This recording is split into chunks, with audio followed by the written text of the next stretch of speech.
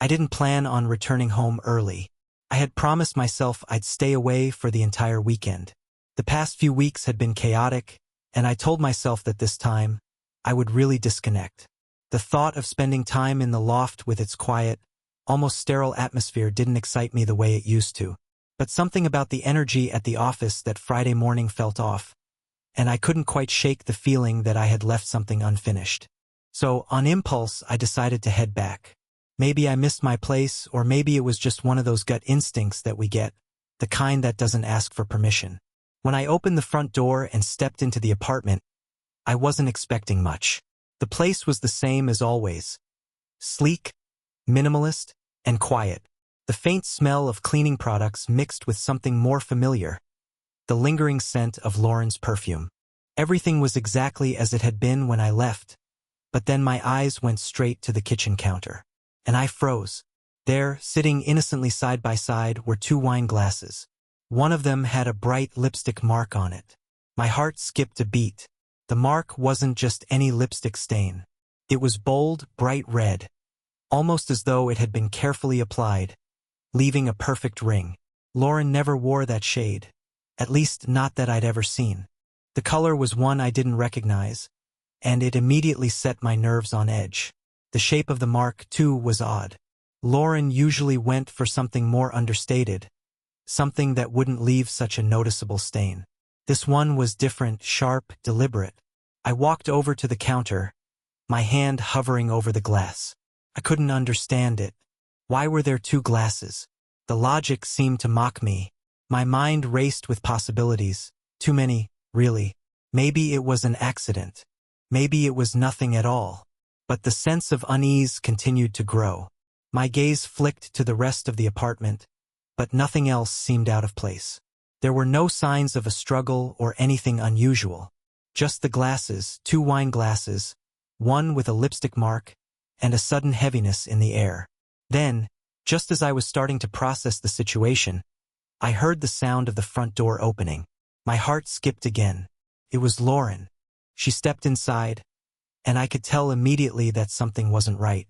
The way her eyes darted away from mine, the way her posture stiffened, it all felt off. She didn't greet me with the usual warmth. There was no smile, no casual, "Hey, babe, how was your day?" It was just an awkward silence that filled the space between us, hanging like a thick fog. "Early night?" she asked, her voice too light, too casual. Her words seemed almost rehearsed. She glanced at me quickly, avoiding direct eye contact. The unease I felt earlier turned into a gnawing suspicion. "Yeah, I guess I just needed a break," I replied, trying to keep my tone neutral, but even I could hear the strain in my voice. The words felt empty, like I was trying too hard to be normal. It was the kind of forced response you give when you're trying to mask your discomfort, your suspicion. But Lauren didn't seem to notice. Or maybe she did. Her eyes flickered toward the counter where the 2 glasses sat, and for a split second, I thought I saw a flash of something I couldn't quite identify, pass across her face. But just as quickly, it was gone.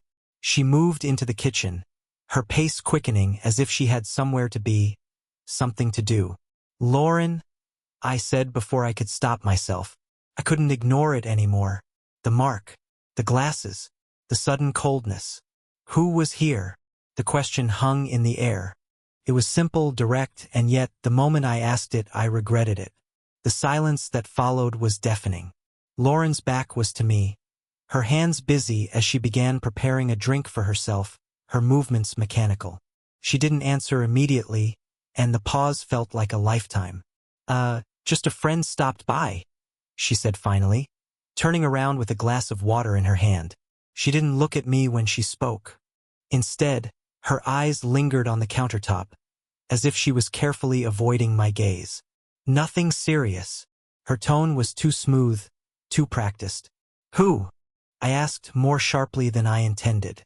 The question came out before I could censor it, and my irritation seeped through.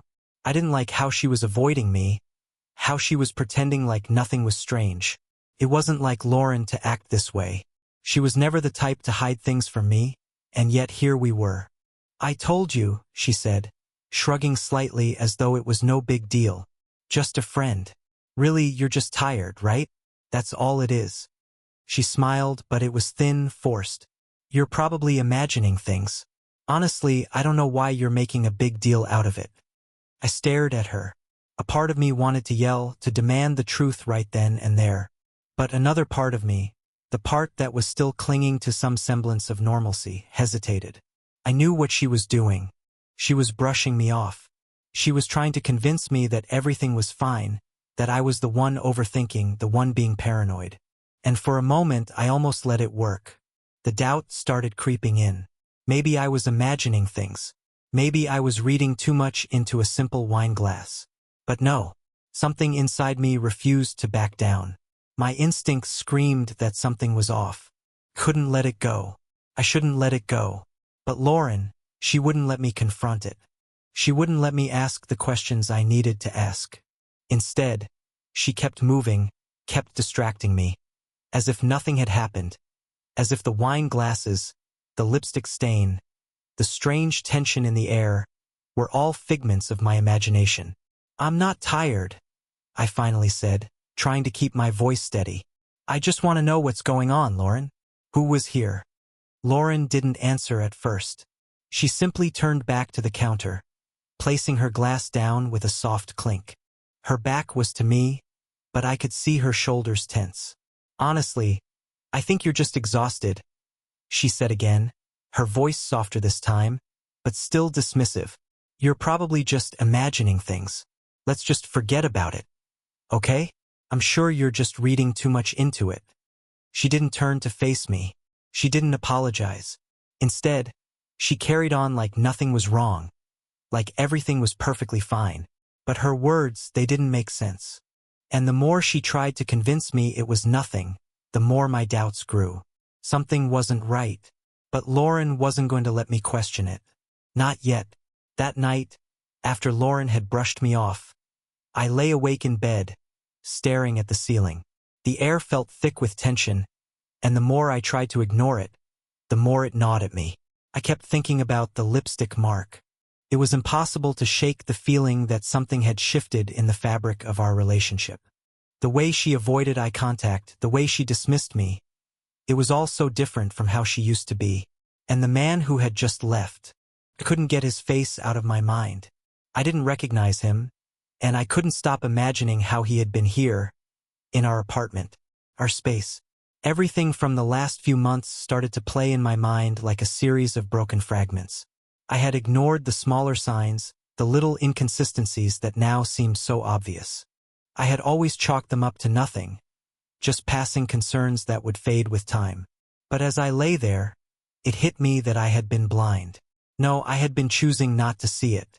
Lauren's supposed trip to the work seminar in Baltimore. She never sent me any pictures from that trip, nothing. She had told me she was going for work, but the silence surrounding the trip felt strange. She came back, but there were no photos of the conference, no updates about what she'd learned. It wasn't like her. She would always share at least a couple of snaps from these work trips, whether it was a dinner with colleagues or a view from her hotel room. But that week, she didn't share a single detail.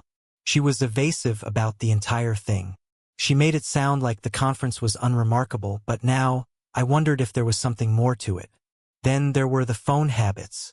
She had always been a bit protective of her phone, but in the last few months, she had started keeping it face down whenever it was on the counter or table. At first, I thought nothing of it, chalking it up to her wanting to protect her privacy. But as the days wore on, I noticed it more often. It wasn't just face down. It was also locked, a strange habit for someone who had always been relatively open with me. I told myself it was just a phase. Maybe she was working harder at the office and just wanted to unplug when she could. But looking back, it felt like she was hiding something. Her sudden delays for work things also became a recurring excuse. She had *n staying late at the office more frequently. She didn't even have to explain it to me because it was always something I had heard about before. Late meetings, projects that ran long. The problem wasn't the excuse itself, but the consistency with which it was given. And I could tell it wasn't just a work-related thing. She had this strange tension when she spoke about it, like she was expecting me to question her, but she always deflected with a quick smile, a casual comment about how demanding her job had become. I started to think back on weekends. Those weekends when she would disappear for errands, or catching up with friends. There was always an excuse, but it was always a little too convenient. I never pressed her about it because I trusted her. Or at least I thought I did. But those weekends, when she would be gone for hours, leaving me alone with the sound of my own thoughts, began to feel emptier. There were long stretches of silence where I wondered where she really went. When I asked her about them, she always had an answer ready, something that made sense in the moment.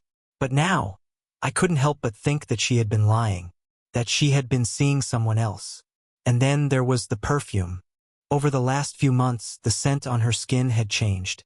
It was subtle, almost unnoticeable to anyone else, but I knew it well enough to tell. She had always worn the same fragrance, something light and floral, the scent of spring. But one evening, when she came home from one of her work late nights, she smelled different. The perfume was heavier, more floral than her usual one. It wasn't a bad scent, just unfamiliar. I didn't say anything about it at the time. I told myself that maybe she'd picked up a new bottle, maybe something her friend had recommended. But now, with everything else adding up, it felt like another thread in the tangled mess that was slowly unraveling before my eyes. It wasn't just the little things either. Lauren's distance had been growing.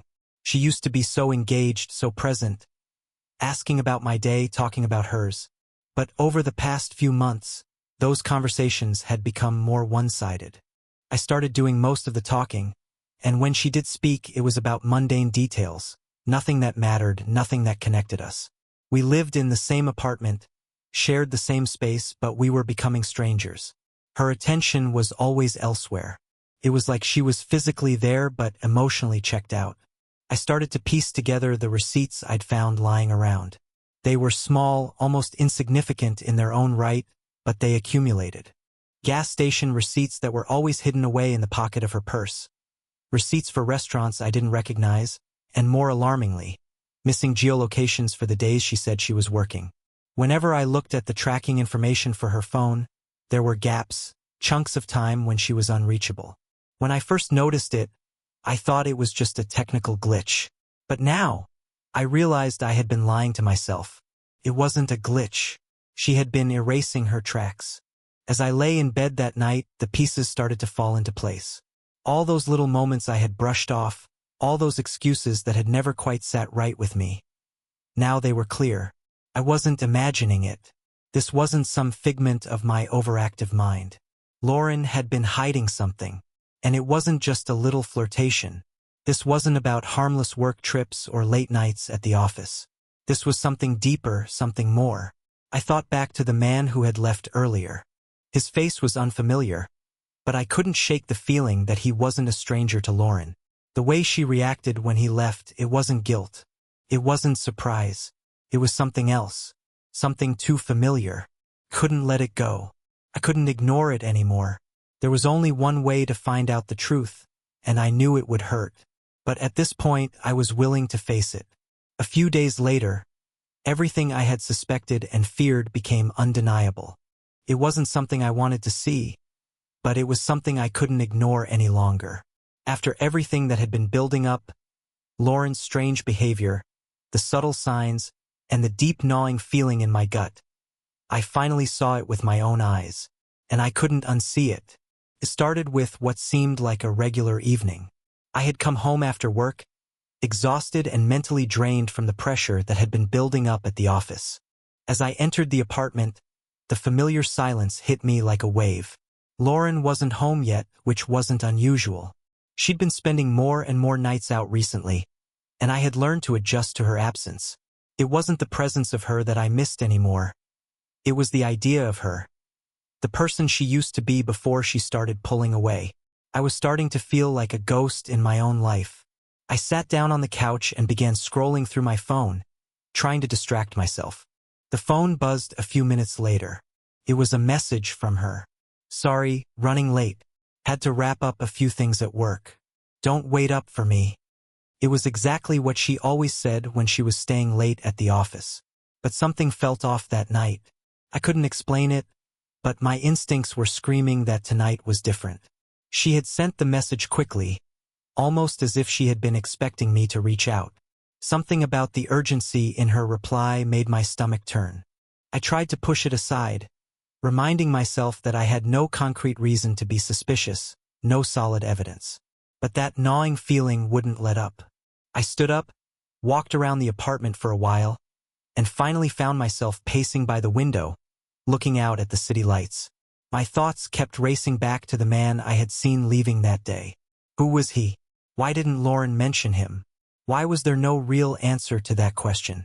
Without thinking, I grabbed my keys and coat, then left the apartment. My body moved on autopilot, driven by the need for answers. I got into my car and drove aimlessly for a while, but my mind was too clouded to focus on anything around me. I knew I needed to stop. I knew I needed to find the clarity that had been eluding me. That's when the idea struck me. Maybe it was time to stop guessing, to stop relying on half-formed suspicions. Maybe it was time to see for myself. I drove toward Hoboken. It wasn't far, and I had a vague sense that this would lead me to the truth. Lauren had told me she was going to the doctor that evening, one of her many appointments I'd learned to accept. But as I approached the area, something didn't feel right. It wasn't the appointment I expected. It wasn't even the place I had thought she'd go. I saw her car parked on the street. My heart sank. I parked a little ways down and sat there for a moment, debating whether I should get out. But as the minutes passed, the same familiar feeling of being betrayed settled over me. The apartment complex was small, tucked between two larger buildings. The windows were dark, but the warm yellow light of a street lamp caught the gleam of her car's door. The door opened, and there she was, Lauren, looking perfectly composed as always. But she wasn't alone. A man walked out with her. They stood there on the front step for a moment, talking softly. My chest tightened as I tried to make out the conversation from across the street. I couldn't hear what they were saying, but the way she leaned toward him, the way their bodies aligned, felt like a punch to my stomach. They weren't just talking. They were comfortable with each other. Familiar. I felt my pulse quicken as I watched them. She laughed at something he said, her laugh echoing in the empty street. And then, just as casually as if it were an everyday thing, he leaned in to kiss her on the cheek. Not a friendly gesture, not a quick peck of politeness. It was slow, deliberate, and something about it burned with an **Macy I wasn't used to seeing between them. I watched them for what felt like an eternity, but I couldn't look away. My body was frozen, and my mind was swirling with disbelief.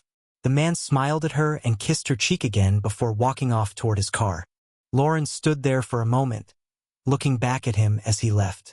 Then, without any sign of hesitation, she turned around and walked into the building.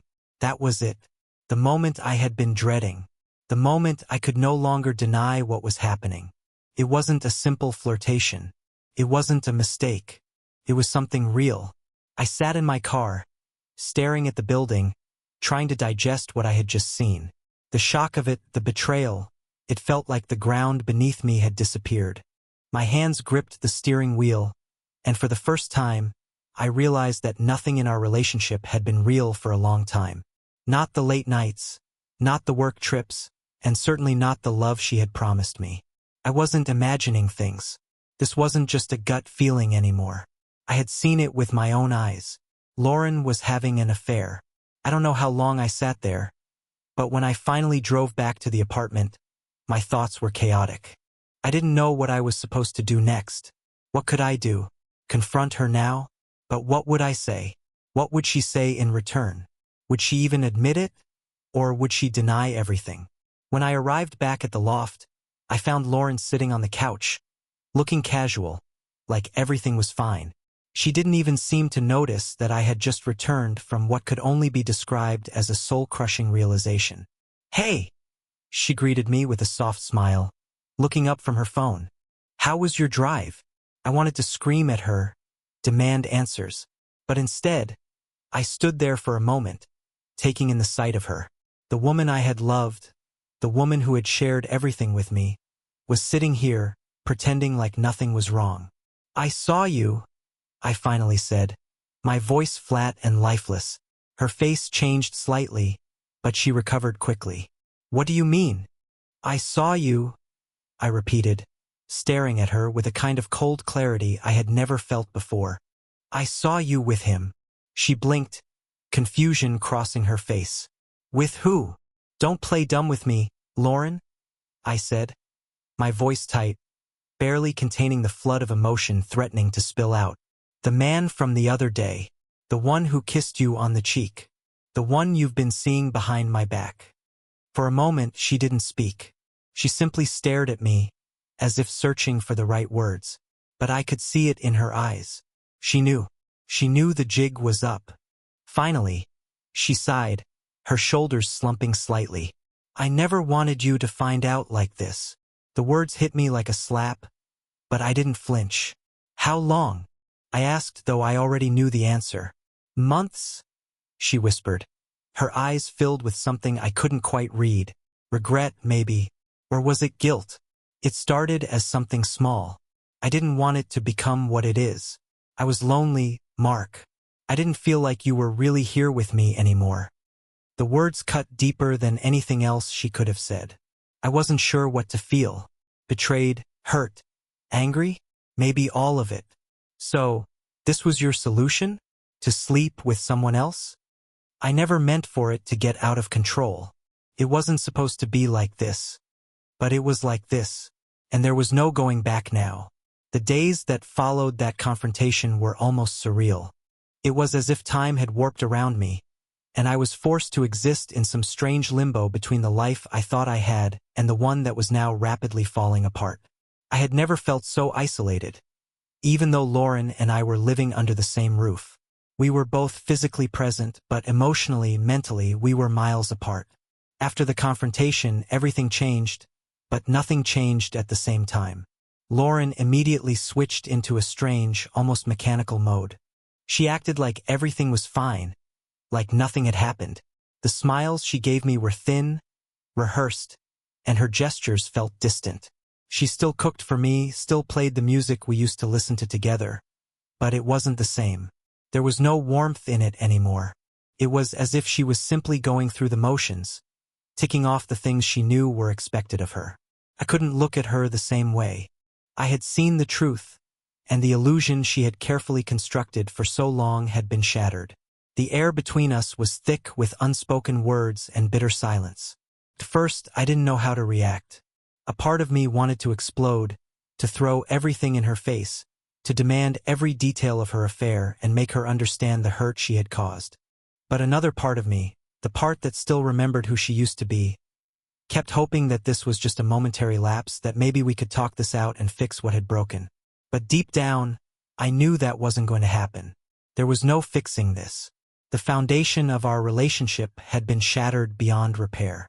It wasn't that she wasn't trying to act normal. She was trying so hard to keep things as they were, but it felt like a performance. She wasn't doing it out of love or care, but out of obligation, like she was playing a role in a play that she didn't believe in anymore. Her efforts were so transparent that it made the whole situation even worse. I could see her doing everything she thought would keep me from noticing how broken we were, but it didn't work. I saw through the facade. I heard her voice, but it wasn't the voice of the woman I had married. It was the voice of someone who was terrified of being caught, someone who was trying to pretend like nothing had happened, like everything was fine. But nothing was fine. We had dinner together one evening, and she asked me how my day was. Her question was casual, but I could feel the tension in the air, the underlying sense of dread in her voice. I wanted to answer honestly, but I didn't know how.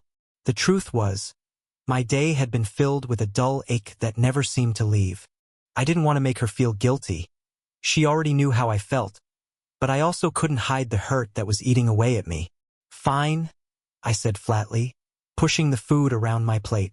I wasn't hungry, but I knew she wanted me to eat, to pretend, to act like things were okay. I couldn't pretend anymore. I couldn't pretend that everything was the same. She didn't push me, but I could tell she was worried about my silence. She was trying so hard to keep the peace, to smooth things over with her usual charm. But I could see the cracks in her attempts, The way her eyes would flicker with uncertainty when I didn't respond to her questions in the way she expected. It was like she was waiting for me to forgive her, to let it go, to act like everything was normal again. But I couldn't. I didn't know how to. That night, she climbed into bed beside me as if it were any other night. But the distance between us had never been wider. I could feel her warmth beside me, but it wasn't comforting anymore. It wasn't safe. It felt like she was a stranger lying next to me, a person I didn't recognize anymore. She reached for my hand in the dark, but I pulled away, not because I hated her, but because I couldn't touch her without feeling the weight of her betrayal. I couldn't be close to her without feeling sick to my stomach. "Mark," she whispered into the darkness. "I'm sorry. I never meant for any of this to happen." Her apology felt hollow. It didn't make things better. It didn't undo what she had done. The silence stretched between us, thick and suffocating. She rolled over, and I felt the bed shift as she turned her back to me. I closed my eyes and tried to sleep, but the images of her with him, of the int asterisk Macy I had seen between them, kept flashing in my mind. I couldn't escape it. The betrayal had etched itself into my thoughts, and no amount of pretending or lying would erase it. I stayed awake for hours, staring at the ceiling, my mind whirling with everything that had happened. I didn't know what to do next. I couldn't move on from this. I couldn't forget what I had seen, and yet, I couldn't bring myself to confront her again. I wasn't sure what good it would do. The next day, things continued in the same strange rhythm. Lauren made breakfast, her movements stiff and awkward, as if she was waiting for me to say something, anything, to break the tension. I didn't speak much, and she didn't push me. We both knew where we stood, even if we weren't acknowledging it. I had to leave the apartment for a while. I couldn't stay in that space, not with the lingering weight of the situation hanging over us. So I went to stay with my brother. I told Lauren I needed space, that I was too emotionally drained to be around her. She didn't argue. She didn't fight for me to stay. Instead, she just nodded, her face unreadable. And that was the moment I realized the truth in full. Lauren didn't care. Not really. She wasn't devastated by my decision to leave. If anything, she seemed relieved, like she had been waiting for me to make that move. I wasn't important to her anymore. I wasn't the man she had fallen in love with.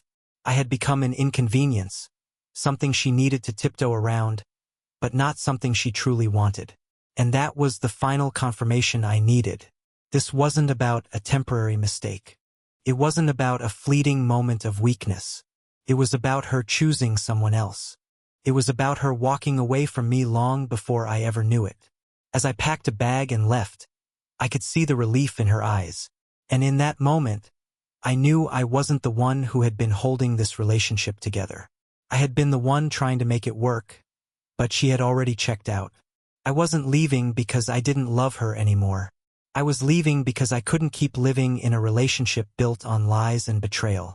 I wasn't going to beg for someone who wasn't going to fight for me. I didn't say goodbye. I didn't explain myself further. I just left. The days after I left felt like I was in a fog, drifting from one moment to the next without any real sense of direction. I stayed at my brother's apartment, spending time alone, trying to process everything that had happened. But it wasn't as easy as I'd hoped. I wanted to feel relief, to feel free from the weight of the lies and deceit, but all I could feel was emptiness. The truth I had uncovered had shattered everything, and even now, with the physical distance between Lauren and me, I couldn't escape it. The first few days at my brother's were quiet. My brother, Mark, had been supportive in his own way, offering me a place to stay and space to think. He didn't ask questions right away. He could see the storm brewing behind my eyes, the silence in my responses. We didn't need to talk much about what had happened.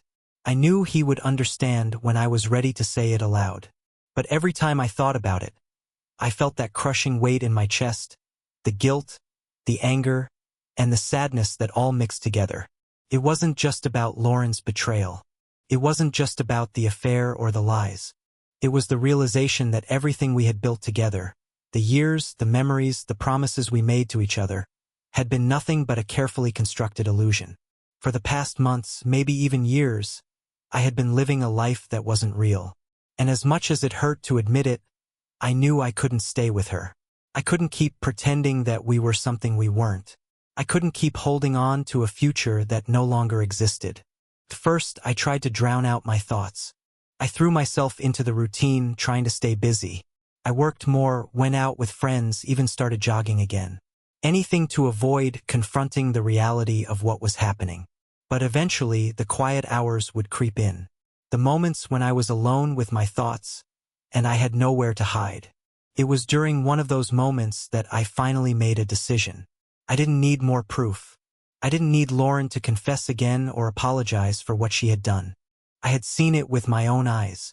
I had heard her voice, felt her distance, and now I knew the truth. What more was there to say? It was time to let go. I went through a period of confusion, wondering if I was making the right choice, if there was any chance at redemption, any way back from this mess. But deep down, I knew there wasn't.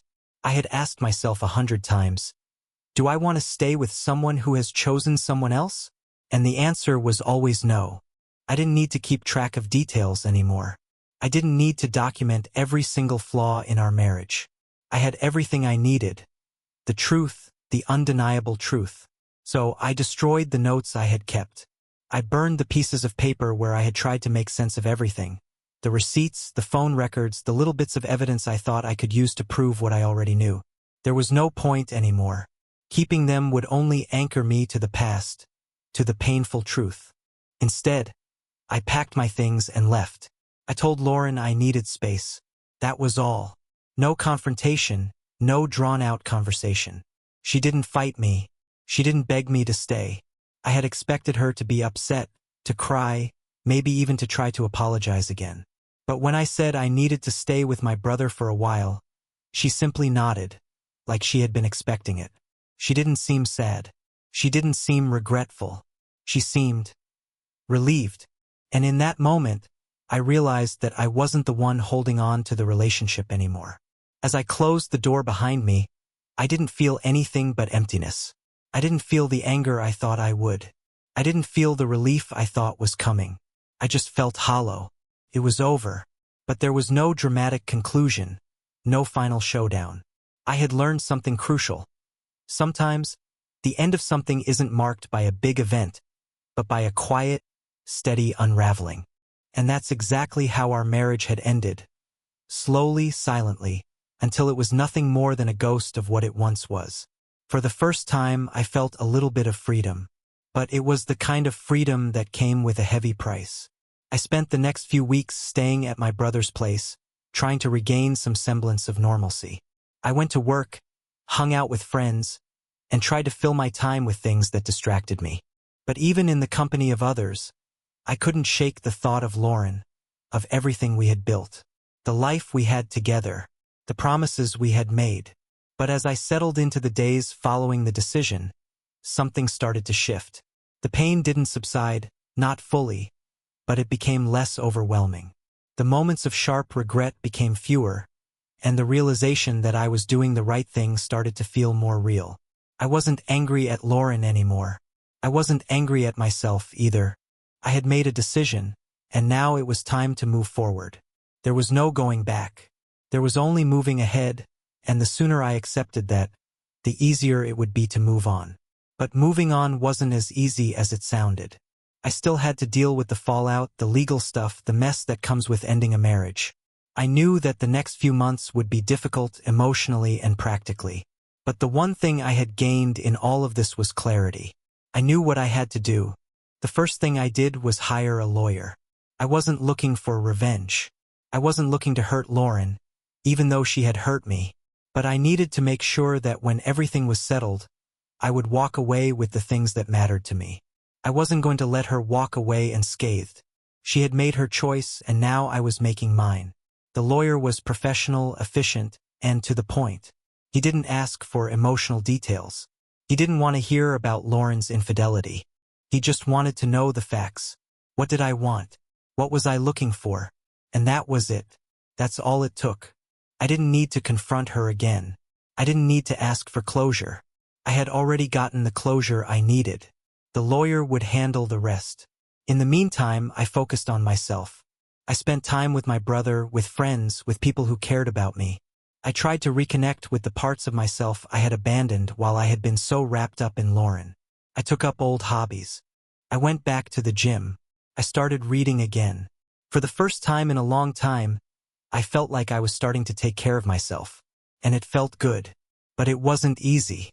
I would wake up in the middle of the night sometimes, the memory of Lauren's face before I left still fresh in my mind. The emptiness that filled our home seemed to hang on to me, even in my new space. There were moments when I felt utterly alone, when the weight of everything felt too much to carry. But those moments passed, just like everything else. Time kept moving, and so did I. By the end of December, Lauren went to a pre-New Year's party, claiming everything was fine between us. I didn't protest or ask questions. It was already clear that our future had ended long before this night began.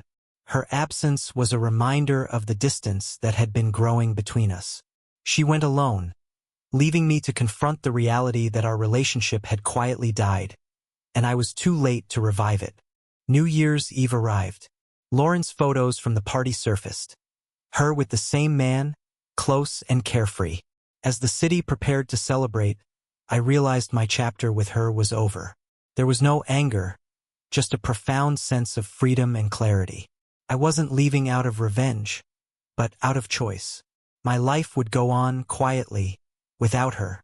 The silent collapse of everything we had built was the beginning of something new, freedom.